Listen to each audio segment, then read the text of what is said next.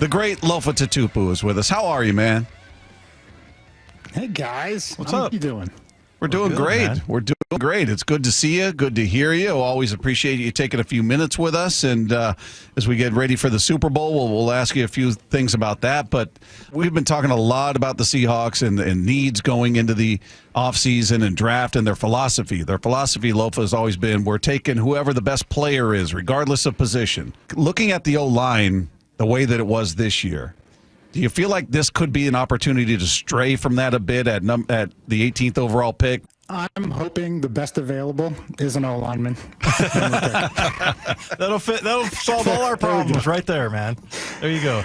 I mean, I understand. You don't want to be trying to fill a need because, God forbid, the kid just isn't ready to do that. Now you're in a hole, right? You're in trouble. So, but I feel like while I haven't looked at every prospect coming out, there's several guys that are cross-trained. They can fill several needs in terms of playing both sides on tackle or guard. And but it's it's a tough situation to be in. But I feel like you have to address it either in free agency, which you're gonna have to pay, but you know what you're getting. Yeah, Lofa, I feel like John Schneider always says, oh, let me just go out to the offensive line tree and pick some offensive linemen. I mean, they're hard to come by. But one of the things I wanted to ask you, because I know the kind of guys that gave me trouble, like if there was a big guard, and for me, because I was like 250, 245, I was more of a kind of a mauler, but the guys that bothered me were not necessarily the biggest guys. They were the ones that were just relentless and constantly, in your way, or just irritating. You couldn't get rid of them. And what do you look for? Like when you look at offensive linemen, do you look at it that way? Like as a linebacker, going, that guy looks like he would be difficult. And if so, who are some of those guys that you've seen? Yeah, that's exactly you're like, oh, that looks like a problem. Yeah. A future problem for Right. several years for anybody playing linebacker. You have to look at it on both levels. What do they do well? I look at how they move, right? Their feet and their footwork and how athletic they are. And you could tell a lot by that, but then their mental processing capabilities, like how quickly when they're dropping back, pass off a twist, from a D-line stunt, or pick up the blitz.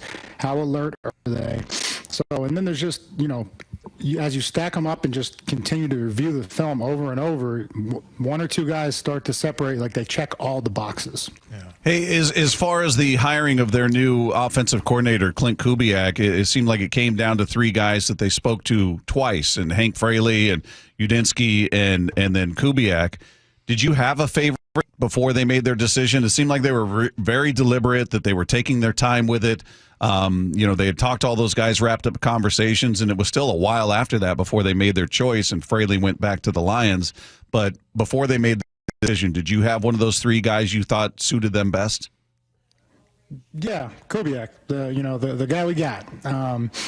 Just his background and, just being, growing up, his dad being a coach too and everything. And then he played through college. I don't know if we crossed over because I think he played at Colorado State like around the same time I was there at SC. But just that unique perspective. I always said if I were to go back and coach, I actually wouldn't want to coach linebackers, Wyman and Bob. I would want to coach offense, because I know every weakness of every defense and how to attack it. Yeah. That was kind of interesting. We thought about that and kind of talked about it with McDonald, that, he's a defensive guy, but he might have an advantage hiring an offensive coordinator, right? Because he's the defensive wizard, and he's like, this guy looks like, he could be trouble to try to defend, right? Absolutely. And, I mean, that offense was rolling until Carr got hurt. And then, so you take that, factor that in. And I think Kamara, even though he was in and out of the lineup, had one of his better statistical seasons.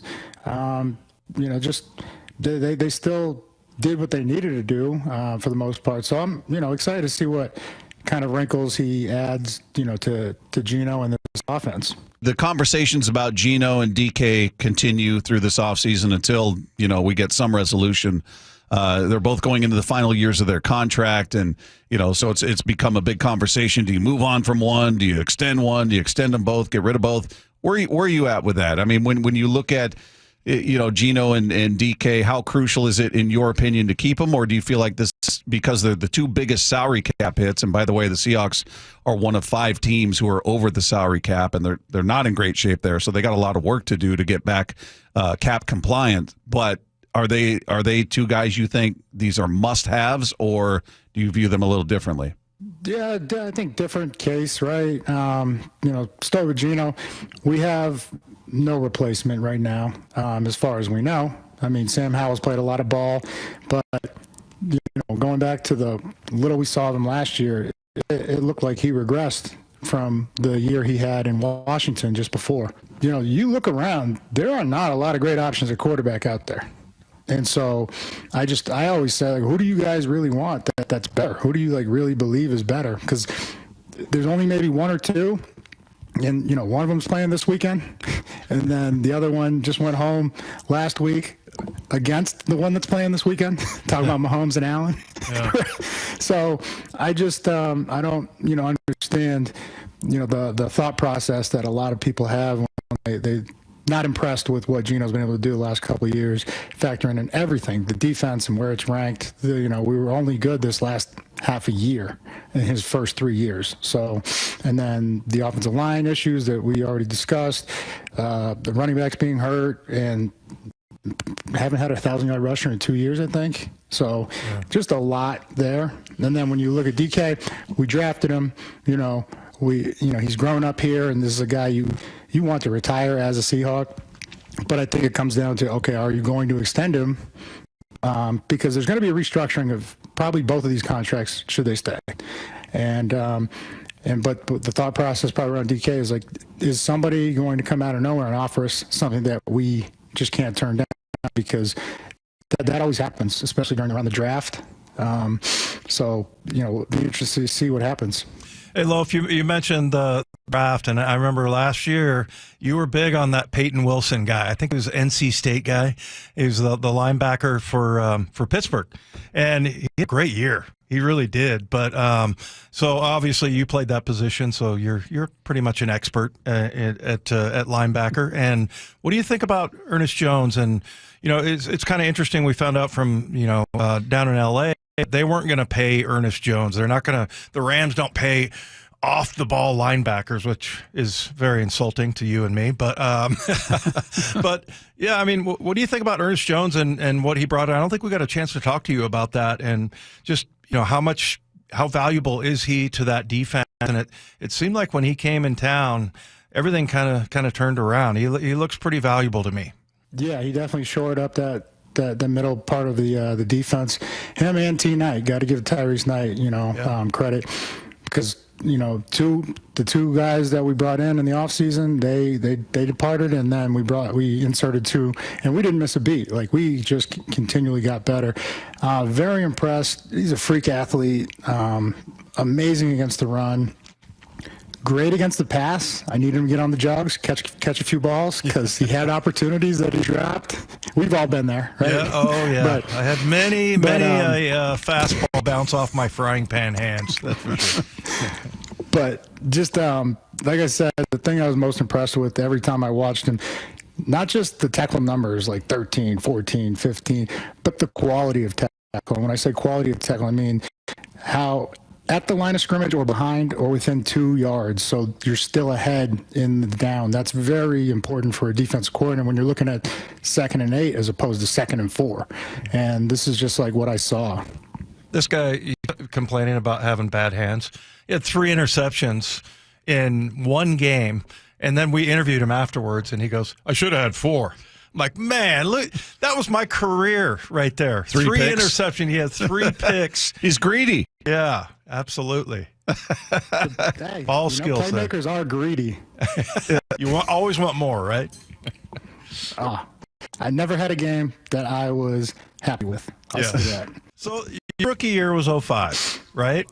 Yeah. So You brought up Super Bowl 40, and I was watching the highlights of that. And I remember sitting in the stands watching that game, and yeah, it was really heartbreaking. But and you talk about, like, Lofa, I was never on a double-digit win team, like the most ever in 9 years. Listen to him. Wow. Yeah.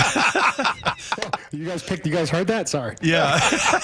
Yeah, we can see you, Lofa. Poor Dave. No, I mean, look, I'm not, look, I was fortunate to play 9 years, but then, you always want more. And for you got to go to a Super Bowl, and I know that was a painful loss and everything, but when, you mentioned earlier, like, you don't remember the 3 interceptions you had against Philadelphia. You remember or whatever team it was. You remember the fourth one that you dropped. And so does that Super Bowl still kind of haunt you a little bit, or do you kind of look back and go, hey, man, we played in a Super Bowl, and not many guys can say that? I always like to be an optimist, but I mean, every year, the Super Bowl happens, and it seems like, especially if people are like, hey, jump on, let's talk about the Super Bowl, they want to bring up that Super Bowl. So it's like, I can't really avoid it. But, it was a tremendous journey, and unfortunately, things that were out of our control happened, right? And that's how you try to make peace with it, even though, it's a game that you were dreaming about since you were 7. Since the first time you laced them up, you're like, all right, going to the Super Bowl, I'm going to win it. And to get there is cool and all, but I don't know. It's that's really. Someone asked me the other day, would you give up the Pro Bowls and All Pro for the Super Bowl? I said, absolutely. Bring my rookie year, if I could just have that, I would trade all that other stuff. You're the opposite of Cam Newton, who wants his MVP over the Super Bowl trophy for some reason. But Lofa, it's always a treat to have you, man. We really appreciate you taking time with us and going the extra mile to join us on video. And I'm sure everybody appreciates seeing you as well as hearing you. So thanks as always, man. We'll hopefully talk soon. Appreciate you guys and everybody listening.